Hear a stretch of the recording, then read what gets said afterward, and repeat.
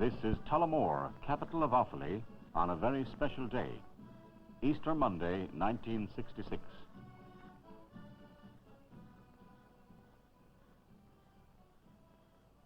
And in O'Carroll Street, there's intense activity. Gathered there are people from every town and hamlet in Offaly to commemorate that other Easter of 50 years ago.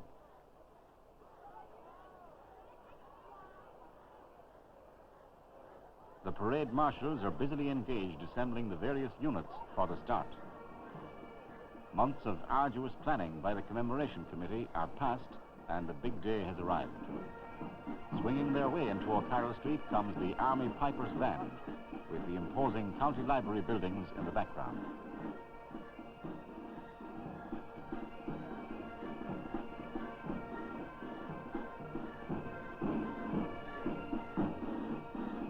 Offaly public representatives, headed by Offaly County Council, take up their positions.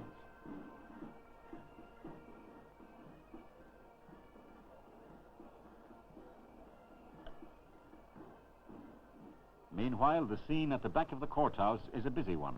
Here, the women of the Civil Defence Force prepare lunch for the various units.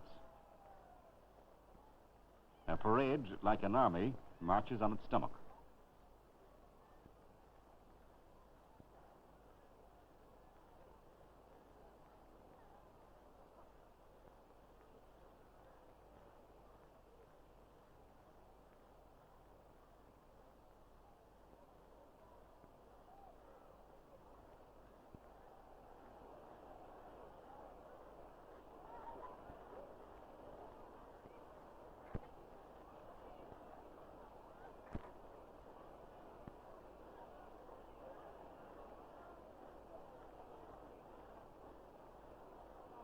The colour party marches to the front and the parade moves off.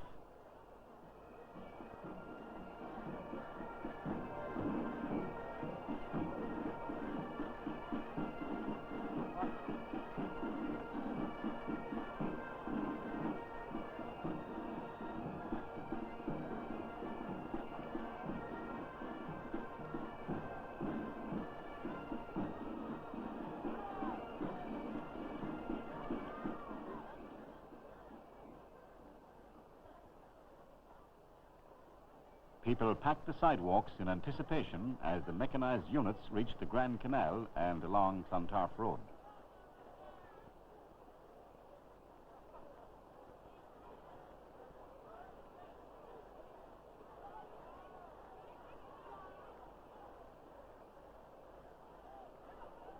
We await the parade at a vantage point outside the Tullamore spinning mills, built on the site of the old Tullamore jail of unsavoury memory.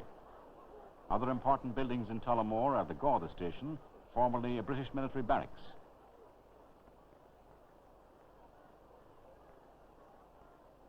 The county hospital was built in 1937, made of local limestone for which the area is famous.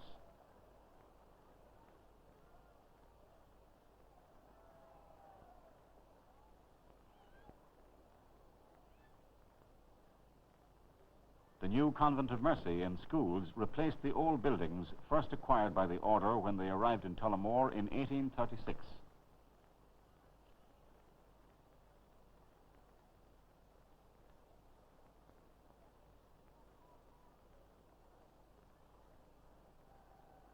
The secondary school also comes under the aegis of the Convent of Mercy.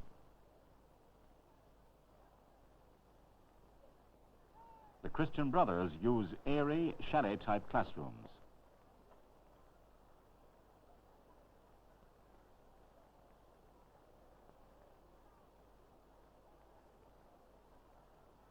And Tullamore was the first provincial town to provide its own swimming pool. Most religious denominations are represented in the town's churches. The Presbyterian Church in High Street, the Methodist Church in Church Street, St. Catherine's Church Road,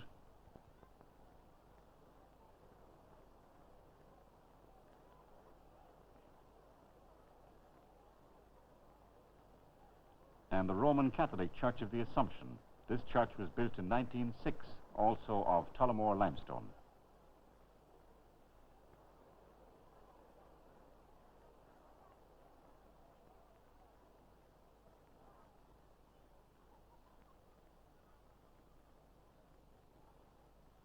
Back to the parade, and the colour party approaches the courthouse from the railway road.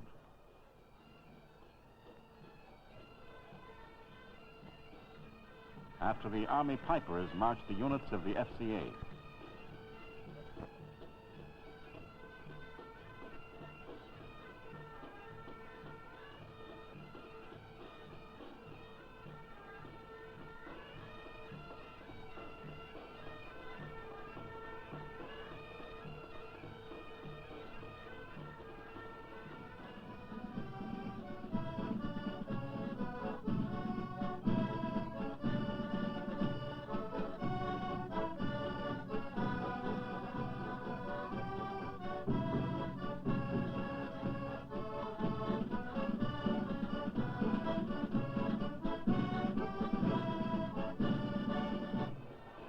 Following the Portlaoise accordion band come the various detachments of the civil defence from all areas of the county, a wonderful turnout of this great voluntary body. One's mind goes back to the marching of men through the centuries, and here they are today, the descendants of the old Offaly clans, stepping it out together. The women of Ireland were ever in the forefront of the struggle for independence, and today we find them playing an equally important role in the various peacetime organisations.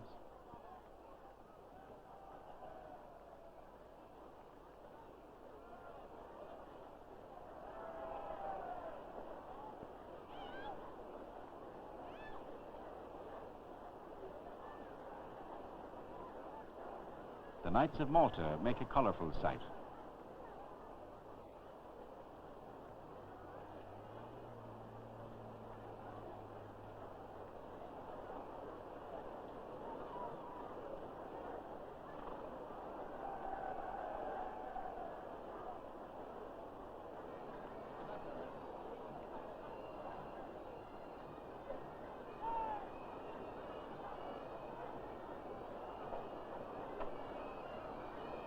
The Tullamore Pipe Band is immediately behind the County Council representatives. This is one of the oldest pipe bands in the country. It was founded in Tullamore in 1911. Preceded by their branch flag, depicting Con of the 100 Battles, comes the Tullamore branch of the Irish National Foresters Society.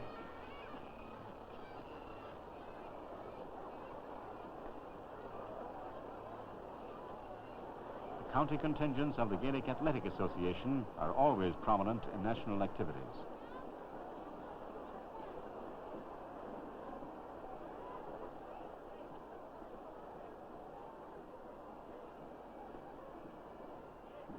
Next come the rural and sporting organisations.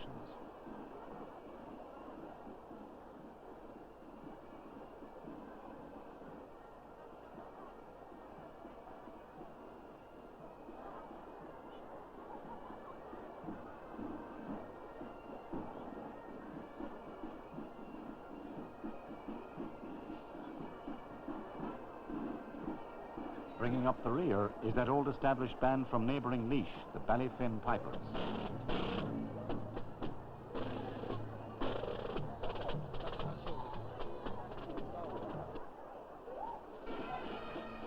The parade has now assembled in the grounds of the courthouse.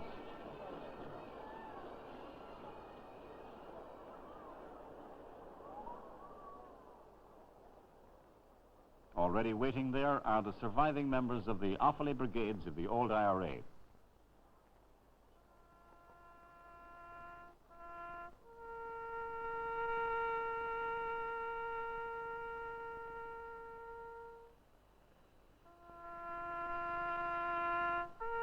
The first of several ceremonies is enacted. A wreath is laid on the old IRA monument by the chairman of that body.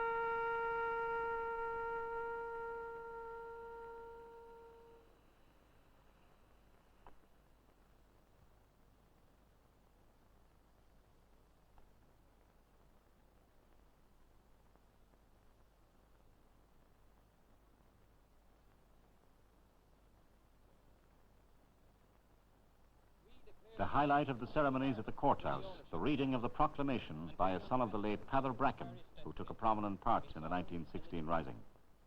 The long usurpation of that right by a foreign people in government has not extinguished the right, nor can it ever be extinguished, except by the destruction of the Irish people. In every generation, the Irish people have asserted their right to national freedom and sovereignty. 6 times during the past 300 years, they have asserted it in arms. Standing on that fundamental right, and again asserting it in arms in the face of the world, we hereby proclaim the Irish Republic as a sovereign, independent state, and we pledge our lives and the lives of our comrades in arms to the cause of its freedom. And now one of the most impressive and historic events. The parade reassembles and marches to St. Columcille Street, where a plaque is to be unveiled at a spot which was once the Sinn Féin headquarters. On a platform outside this house, and with a guard of honour of old IRA veterans, we see the clergy of all denominations.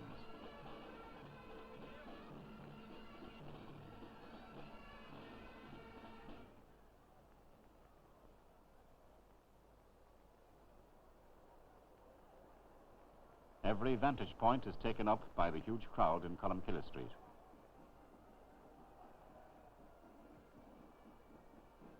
There are 2 survivors of 1916 there, still hale and hearty, Mucklaman Seamus Kelly and Seamus O'Brennan of Tullamore.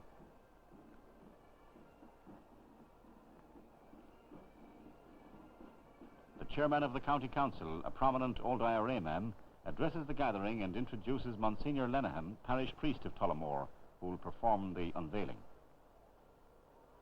We recall what Padraic Pearse, addressing the Irish volunteers in Kimmage Camp, said when he introduced the volunteers who escaped from Tullamore. A great deed has been done in Tullamore, and blood has been shed in defence of our right to carry arms.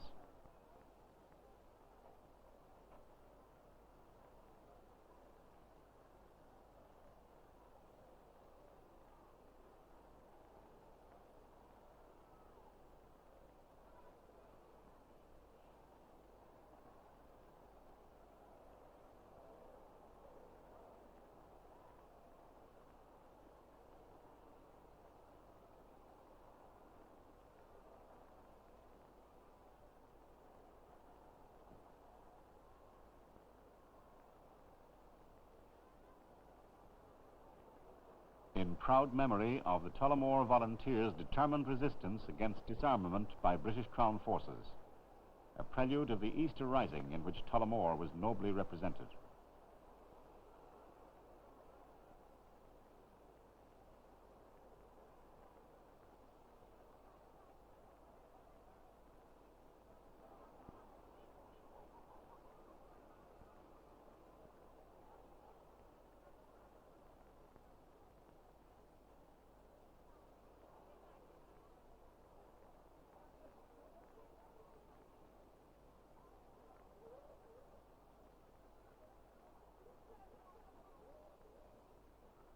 With the main ceremonies concluded, many enjoy the Éireann in O'Connor Square.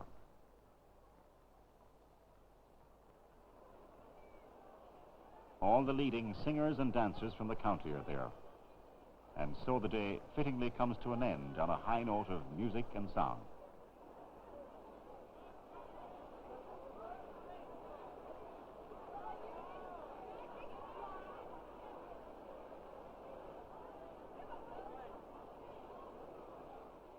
The dead generations have been honoured.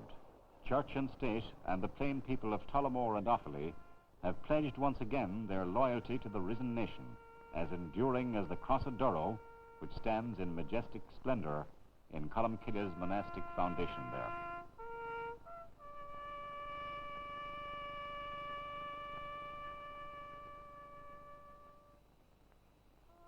Life springs from death, and from the graves of patriot men and women spring living nations.